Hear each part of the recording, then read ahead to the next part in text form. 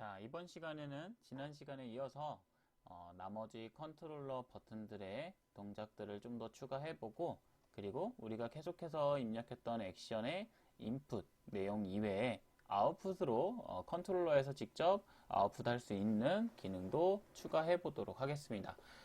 컨트롤러에서 아웃풋을 할 수 있는 말 그대로 이 사용자한테 입력을 받는 게 아니라 사용자한테 무언가 출력을 주는 방식은 대부분이 다 진동으로 이어져 있어요. 그래서 이 아웃에는 햅틱이라는 바이브레이션을 추가할 예정이고요. 우선은 액션을 마무리 짓고 아웃풋으로 넘어가 보도록 하겠습니다. 자, 추가할 액션은 이번에 이 트랙패드를 이용해서 우리가 버튼을 눌렀다 뗐다를 했었는데 트랙패드를 이용해서 이동하는 기능을 한번 넣어 보려고 해요. 이게 VR 컨텐츠를 제작할 때 초창기에 상당히 많이 사용했었던 기능들인데, 요즘 나오는 뭐 1세대가 바이브라고 하면 뭐 2세대인 새로운 HMD들이 있죠. 바이브도 뭐 바이브 프로 혹은 코스모스 이렇게 나오고 있고, 오큘러스도 오큘러스 퀘스트, 오큘러스 고 이런 형태로 나오고 있는데, 요즘 나오는 이 HMD들 컨트롤러가 바이브처럼 좀 간소하지 않아요. 그래서 다양한 버튼들이 있고, 또 조이스틱처럼 이렇게 무언가 조작할 수 있는 마치 우리가 게임기에서 쓰는 그 게임 패드처럼 되어 있는 컨트롤러들이 상당히 많은데, 그런 조이스틱 혹은 뭐 트랙패드 혹은 터치패드 이런 게 사용자의 편의에 맞춰서 업그레이드 되다 보니까 이 바이브에 있는 트랙패드를 이용해서 이동하는 컨텐츠들이 많이 줄어들었습니다. 그래서 원래는 이동 기능도 많이 사용을 했지만 요즘은 트랙패드를 이용해서 텔레포트 기능을 많이 사용하는 걸로 알고 있고요. 그런 기능들을 좀 이런 조이스틱이나 혹은 또 다른 이 움직이는 방식 형태로 바꾸려는 이유가, 트랙패드를 이용해서 사용자를 직접적으로 움직이게 되면 조금 이 인지 부조화가 일어나서 멀미를 유발할 수 있는 내용들이 많아서 그렇게 변경이 된 것 같습니다.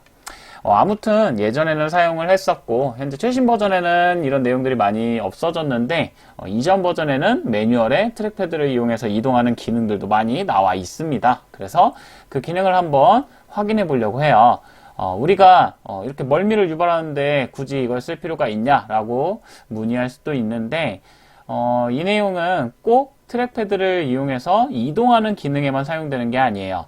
제가 전 시간에도 한번 설명을 드렸었는데, 앞 시간에서 제가 컨트롤러의 각각 버튼들의 동작 기능들을 설명하면서 이 트랙패드라는 동그라미 버튼의 이동이나 혹은 이 메뉴 버튼에 사용된다고 말씀을 드렸어요. 그래서 레디얼 메뉴라고 해서 이 VR 컨텐츠를 체험해 보신 분들은 조금 익숙할 수 있는데, 동그라미 버튼이 이 트랙패드에 생성이 돼서 내가 어떤 메뉴를 선택할지를 이 동그라미 내에서 손가락 위치에 따라 버튼으로 이 표시를 할 수 있게 됩니다. 그걸 레디얼 버튼이라고 얘기를 하는데, 그 기능을 VR에서는 상당히 많이 써요. 왜 그걸 쓰냐? 이 VR에서는 무언가 UI를 표시하는 거에 대한 제약이 상당히 많고, 또 가독성이 좀 많이 떨어져요. 그래서 그거를 최대한 가독성을 높이고 사용자 편의에 맞추려고 UX를 디자인하다 보니까 이 레디얼 메뉴가 이 트랙패드랑 상당히 잘 어울려서, 그리고 컨트롤러가 사용자한테 가장 가까이 있어서 잘 눈에 띄기 때문에 그런 방식을 채택을 했던 것 같은데, 이 레디얼 메뉴 말고도 뭐 커브드 UI를 사용할 수도 있지만, 사용자의 화면을 완전히 가려버리는 UI는 게임이나 혹은 컨텐츠를 체험할 때 그렇게 효과적이라고 생각하지 않아요. 물론 뭐 교육이나 훈련 컨텐츠에서는 커브드 UI를 써서 사용자한테 정확하게 무언가 표시시키고 사용자를 동작을 유발할 수 있는 UI들이 더 편할 수도 있는데, 아무래도 게임 같은 경우에는 UI가 화면을 다 가려버리면 게이머들이 상당히 싫어해요. 그래서 그런 내용들을 보조하고자 이런 레디얼 메뉴들을 컨트롤러에 달아서 사용하는 경우가 상당히 많았습니다. 그래서 그런 레디얼 메뉴를 쓸 때도 내가 어떤 메뉴를 선택했는지를 이 구역별로 나눠서 사용하게 되는데, 현재 내가 어느 구역을 선택하고 있는지를 나타내는 그런 좌표도 마찬가지로 이 기능을 똑같이 쓰게 됩니다. 자, 아무튼 서론이 상당히 길었어요. 나중에라도 꼭 레디얼 메뉴나 커브드 UI를 검색해서 가상현실 컨텐츠를 제작할 때 어떤 UI가 효과적인지를 한번 찾아보시면 좋을 것 같습니다. 자, 아무튼 이 트랙패드의 움직임을 저장하는 액션을 한번 만들어 보도록 할 거고요. 그리고 아웃풋의 햅틱도 한번 우리가 바인딩 하기 위해서 만들어 보도록 하겠습니다. 자, 우선 이 스팀 VR 인풋의 액션 세트 안에 있는 액션에 새로운 액션을 추가를 할 거고요. 트랙패드를 사용하기 때문에 트랙패드로 이름을 넣을 건데, 위에 있는 액션이랑 겹치는 부분이 있어서 트랙패드 무브라고 추가를 하겠습니다. 자, 여기서 중요한 부분은 기존에 있던 트랙패드는 타입이 불린이었는데, 새로 추가하는 트랙패드 무브는 타입을 팩터 값으로 설정을 할 거예요. 근데 제가 앞에서 설명드렸지만 우리가 그 팩터 2의 값을 받아들인다고 얘기를 했었어요. X축과 Y축의 움직임으로 값을 받아들일 거고, 이 움직임은 트랙패드 위에 우리 손가락의 움직임을 뜻하게 됩니다. 그래서 팩터 2로 값을 받아들이도록 할게요. 자, 이렇게 하면 이제 트랙패드 무브의 값을 받아올 수 있고, 이제 아웃풋에 추가를 하도록 할게요. 자, 여기도 마찬가지로 플러스 버튼을 누르면 액션이 추가되는데, 여기에 있는 액션의 타입은 바이브레이션 밖에 없어요. 진동밖에 없기 때문에 여러분들이 따로 타입을 설정하지 않으셔도 되고요. 자, 이름을 햅틱으로 설정하도록 할게요. 자, 이거는 이제 바이브에서 햅틱으로 이 진동이 오는 아웃풋 네임을 많이 설정하기 때문에 안에 있는 클래스에 있는 뭐 함수 이름들도 햅틱 내용이랑 비슷한 게 많아서 이름을 햅틱으로 짓도록 할게요. 자, 액션을 다 만들었으면 Save and Generate 해서 저장해 주시고요. 그리고 바인딩 UI를 불러올 건데 잠시 눌러서 스팀 VR까지 실행하도록 할게요.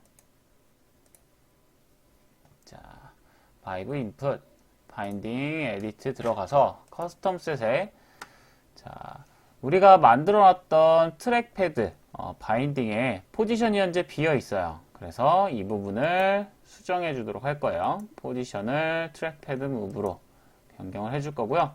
자, 이 트랙패드 무브는 팩터 2 액션의 값을 가지고 있기 때문에 사용할 수 있는 거고, 불린 값이면 여기에 넣을 수 없다는 거 꼭 알고 계셔야 됩니다. 그래서 트랙패드 무브 넣고 체크해 줍니다.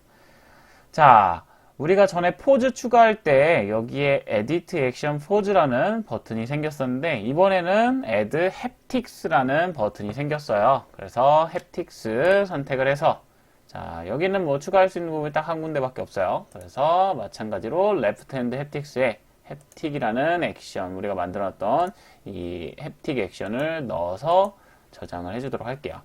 자, 이렇게 하고 Replace Default Binding에서 세이브하고 뒤로 돌아가도록 할게요.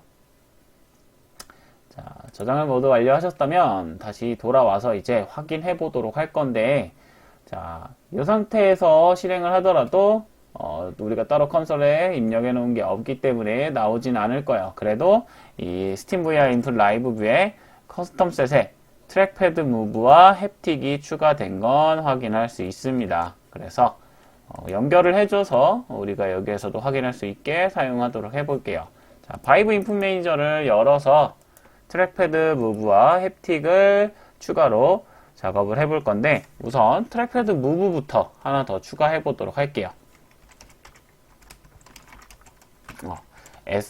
스팀 VR 액션 불린이 아니라 스팀 VR 액션 팩터 2가 되겠죠. 우리가 추가한 이 트랙패드 무브는 값을 팩터 2로 설정을 했기 때문에 트랙패드 무브는 스팀 VR 액션 팩터 2로 가지고 오셔야 됩니다. 자, 마찬가지로 업데이트 함수 안에서 확인할 수 있게 여기에서 작성을 할 건데, 자, 이 부분은 조금 위에 있는 버튼들이랑 다르게 될 거예요. 왜냐? 버튼 같은 경우에는 버튼을 눌렀다, 뗐다 라고 우리가 입력값을 받아들일 수 있고, 또 그 값을 불린으로 하기 때문에 이 if문 안에서 조건을 세워서 true 값일 때 실행을 할 수 있도록 조건문을 설계를 했었어요. 하지만 이 factor2 값은 뭐 0에서 1 이런 식으로 수치의 값 0에서 뭐 180 뭐 이런 형태로 나올 수 있겠죠. 근데 이 수치의 값을 이 부문으로 만들 수는 없으니까 그래서 이거를 이제 값을 우리가 그대로 받아들여서 그 값을 저장한 변수를 다시 프린트 할 수 있게 디버그 할 수 있게 해보도록 할 거예요. 자, 우선 이 값이 factor2의 값으로 저장된다고 했으니까 이거를 factor2 변수로 담아 보도록 할 거예요. 자, 이동하는 이름은 아닌데 이걸 가지고 이동을 할 거라서 이름을 우선 move direction으로 만들어 보도록 할게요. 자, 그리고 트랙패드 move에 위에서 했던 내용이랑 똑같아요. 해당 그 SteamVR 액션 뭐 불린이든 factor2든 해당하는 그 데이터를 가지고 있는 변수를 불러오시고 그리고 점을 찍어 보시면 이제 인텔리전스 기능을 확인해 보면 뭐 get으로 시작하는 여러 가지 함수들이 있을 거예요. 근데 여기에는 위에 있는 것처럼 get state로 시작하는 함수들은 없어요. 왜냐? factor2기 때문에 가지고 오는 값이 불린 형태가 아니라 다른 형태로 있고요. 이제 유니티를 좀 해보신 분들은 알고 계시겠지만 이 getAxis라는 이 벡터의 값을 가지고 올 수 있게 만들어져 있는 함수가 있습니다. 뭐 getAxis 함수는 우리가 많이 사용을 하고 있죠. 그래서 여기도 마찬가지로 getAxis 함수로 접근을 하시면 됩니다. 자, 안에는 이 뒤에 있는 내용이랑 똑같아요. 어떤 input 값의 값을 가지고 올 거냐인데 마찬가지로 두 손 다 값을 비교해서 가지고 올 수 있게 하도록 하겠습니다. 라는 뜻이고요. 자, 이 부분은 제가 왜 new를 붙였죠? 네, 죄송해요. move dir이라는 변수에 바로 만들어서 담도록 할 거예요. 자, 그리고 이걸 debug.log를 찍어서 비교해 보도록 할 건데 이게 꽤 헷갈릴 거예요. 업데이트문에서 계속 갱신되다 보니까 되게 빠른 시간 안에 값이 갱신될 거고 그래서 좀 구분을 해 둘게요. 뭐 x 트랙패드 x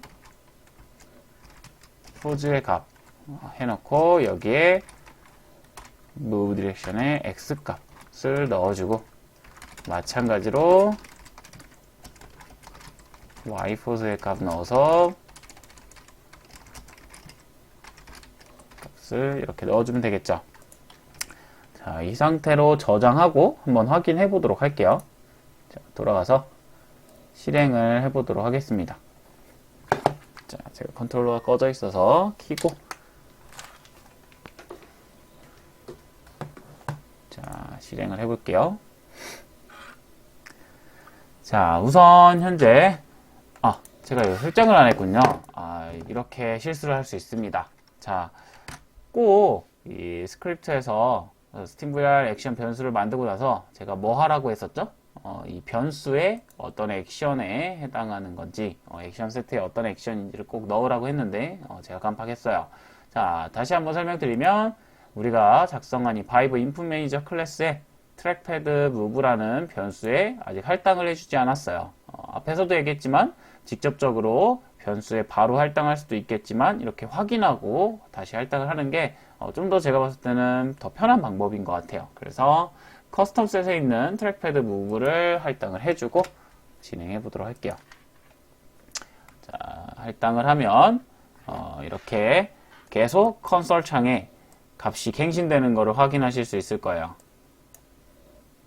자, 이렇게 값이 할당이 계속 변경이 될 거고요. 실제 컨트롤러에서 제가 이 손가락 움직이게 되면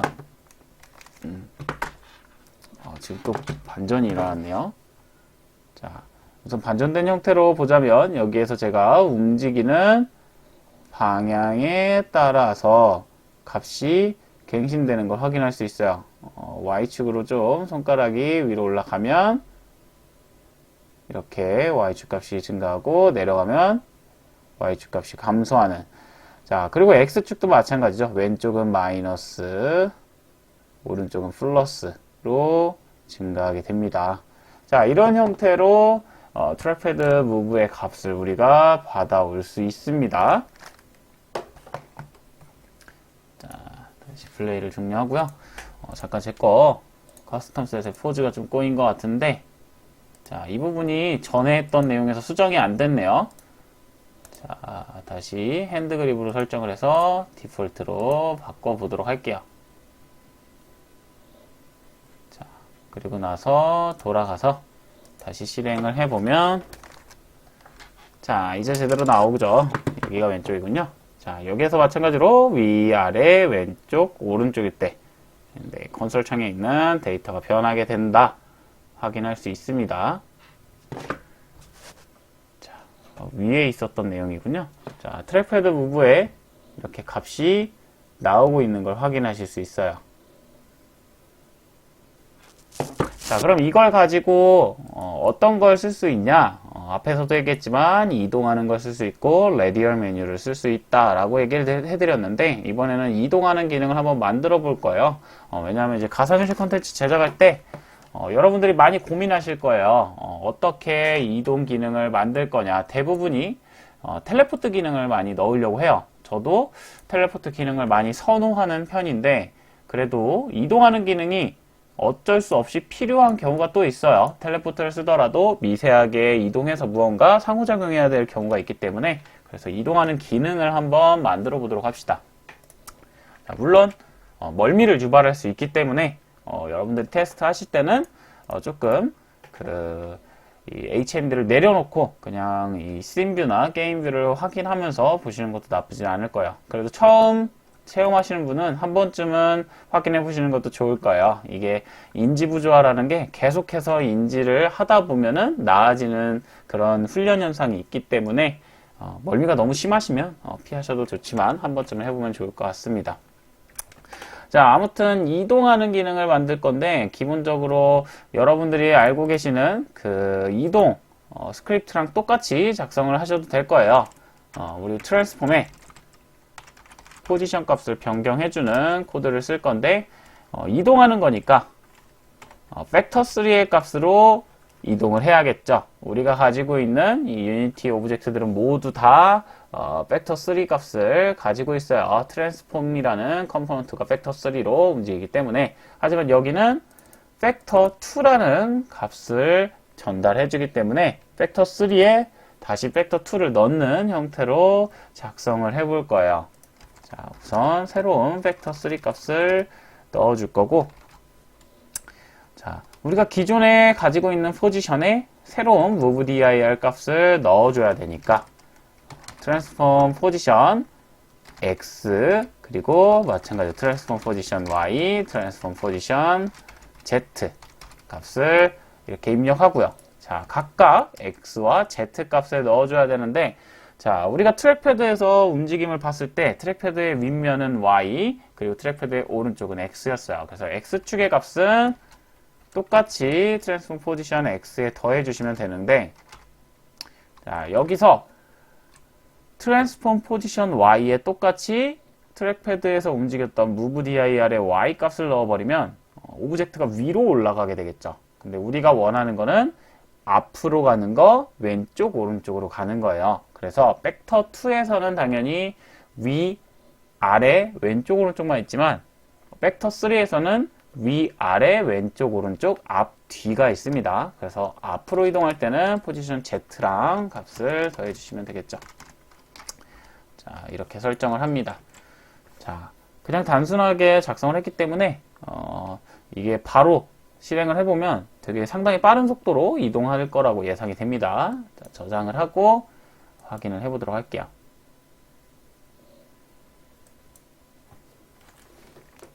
자, 실행을 해서 자, 움직이게 되면 네, 엄청나게 빠른 속도로 움직이게 되죠. 아마 요거를 직접 써서 테스트 하시면 조금 어지러움이 심할 수도 있어요. 물론 이제 배경화면이 없기 때문에 내가 진짜 움직이고 있는지 조금 헷갈릴 수도 있는데, 씬뷰에서 확인하시면 이렇게 움직이고 있다는 것을 확인할 수 있습니다. 자, 그런데 이런 게 저희가 원했던 움직임은 아니죠. 그래서 조금 더 부드럽게 실제로 사용할 수 있을 정도의 움직임으로 바꿔보도록 할게요. 자, 다시 스크립트로 돌아가서 자, 자주 사용하는 함수를 쓸 거예요. 자, 팩터3의 움직임인데 팩터 3 중에 rough라는 함수를 이용하면 좀 더 부드럽게 이동하는 걸 만들 수 있겠죠. 그리고 이 안에 있는 내용을 다시 new 팩터 3로 묶어줄 거예요. 자, 팩터 3 rough 함수는 팩터 A와 B 사이 이렇게 이동을 할 수 있게 두 지점 사이를 보관해서 이동할 수 있게 만들어주는 함수죠. 그리고 3개의 인수가 필요합니다. 그래서 첫 번째 인수는 new 팩터가 아니고요. 첫 번째 인수는 현재 나의 위치를 가지고 있는 transform.position이라는 지점이고요. 두 번째 인수는 우리가 방금 전에 사용했던 기존에 내가 가지고 있던 위치에서 이 move dir만큼 이동한 위치 값을 넣어줄 거예요. 그리고 마지막으로 time.delta time을 넣어서 이동하는 보관율을 설정해 주도록 할게요. 뭐 이 뒤에 있는 부분을 여러분들이 따로 스피드를 넣어서 스피드를 조절하는 경우에는 좀 더 빨라지거나 좀 더 느려지거나 이거를 조절할 수 있습니다. 우선은 time.delta time으로 테스트를 해볼게요. 자, 다시 저장하고 실행을 해보면, 자, 이제는 앞으로 이동할 때, 뒤로 이동할 때, 자, 이렇게 제 컨트롤러의 모양이랑 같이 보여드릴게요. 그래서 컨트롤러에서 제가 손가락으로 위치하고 있는 방향으로 이동이 되고 있어요. 물론 제가 바라보아도 이동하는 이 방향에 이 영향은 가지 않고 있어요. 자, 이렇게 컨트롤러가 꺼졌군요. 다시 켜서 움직임이 좀 더 부드러워진 걸 확인할 수 있어요. 이 상태에서 직접 껴서 확인해 보는 방법도 있고, 물론 아직 이 바닥이나 따로 배경이 없기 때문에 내가 움직이고 있는 건지 정확하게 느낌이 안 올 수 있어요. 그래서 플레이를 종료하고, 자, 여기에서 한번 3D 오브젝트를 추가해 보도록 할게요. 플레인을 하나 만들어 주시고 위치 값을 다 초기화해서 스케일을 조금 넓혀 놔야겠죠. 그리고 3D 큐브도 몇 개 만들어 두면 더 편할 것 같긴 해요. 왜냐면 사람이 자기가 자동차를 탔을 때 자기의 속도가 느껴지는 게 대부분은 주변에 건물이 움직이는 걸 가지고 파악을 한다고 합니다. 그래서 이렇게 장애물들을 몇 개 만들어 주시면 내가 실제로 움직이고 있구나 라는 거를 좀 더 명확하게 알 수 있을 겁니다. 자, 조금 지저분하지만 몇 개 만들어 두고, 자, 이 상태에서 다시 실행해 보도록 할게요. 자, 이 상태에서 움직이면 이제 내가 실제로 움직이고 있구나 라는 거를 확인하실 수 있습니다. 물론 속도는 앞에서 말씀드렸던 것처럼 time.delta time 부분에 여러분들이 따로 스피드를 적용을 시켜서 설정을 하셔도 돼요. 자, 이렇게 하면 트랙패드로 간단하게 움직이는 걸 만들 수 있습니다. 물론 정확하게 이 코드가 좋다, 이 코드만 써라 라는 건 아니지만 이런 형태로 스크립트를 작성해서 가상현실에서 움직임을 만드시면 좋고요. 이 멀미가 이렇게 움직일 때 조금 발생할 수 있어요. 그래서 그 부분은 여러분들이 속도를 조금 더 줄이거나 혹은 배경 이미지들을 좀 단순화해서 사용자한테 멀미가 그렇게 심하게 나지 않게 만들 수 있고요. 자, 이렇게 해두고 끝낼 수도 있지만 조금 움직이는 게 허전한 것 같아요. 제가 이제 이 트랙패드를 이용해서 움직일 수 있게 만들었는데 실제로는 우리의 카메라는 이 움직이는 이동 방향에 제어되는 게 아니라 이 HMD로 움직이는 거에 따라서 제어되게 돼요. 그래서 조금 움직이는 게 더 이상하게 느껴져서 이 움직이는 방향으로 정면으로 이렇게 회전하면서 움직일 수 있게 한번 변경을 해보려고 해요. 자, 여기에서 코드를 좀 더 추가하면 되는 부분이라 같이 한번 수정해 보도록 할게요. 자, 똑같이 이번에는 회전을 만들 거기 때문에 트랜스폼의 로테이션을 값을 가지고 옵니다. 자, 마찬가지로 쿼터니언 함수 안에 있는 룩로테이션 함수를 이용할 거고요. 나는 룩겟 함수를 더 좋아한다 하시는 분들은 룩겟 함수를 이용해서 만드셔도 좋을 것 같아요. 근데 저는 마찬가지로 아래처럼 조금 보관되면서 움직이는 걸 만들고 싶기 때문에 룩로테이션 함수를 사용하도록 하겠습니다. 자, 여기도 마찬가지로 트랜스폼의 포지션에 x 값에 똑같이 move dir 더하고 Y축으로는 이동하지 않을 거고요. 똑같이 Z 값에 dir Y 값을 더해두도록 하겠습니다. 자, 이 부분이 상당히 기니까 나중에 실제로 스크립트에 쓰게 되면 이 부분을 따로 변수로 하나 만들어서 저장하시고 계속 재활용하시는 게 더 효율적일 겁니다. 자, 저장하고 다시 돌아가도록 할게요. 자, 이렇게 하면 자, 이제 제가 이쪽 부분은 조금 안 보이군요. 자, 이렇게 해볼게요. 자, 제가 바라보는 방향 쪽으로 이동을 하는데 해당 방향으로 이렇게 화면도 이동이 돼요. 실제로 화면 이동하는 게 아니라 가장 위에 있는 이 플레이어라는 오브젝트가 바뀌게 되는 거죠. 물론 이게 이제 이 뒤쪽 면, 이 뒤쪽 면의 값이 완전하게 바뀌진 않을 거예요.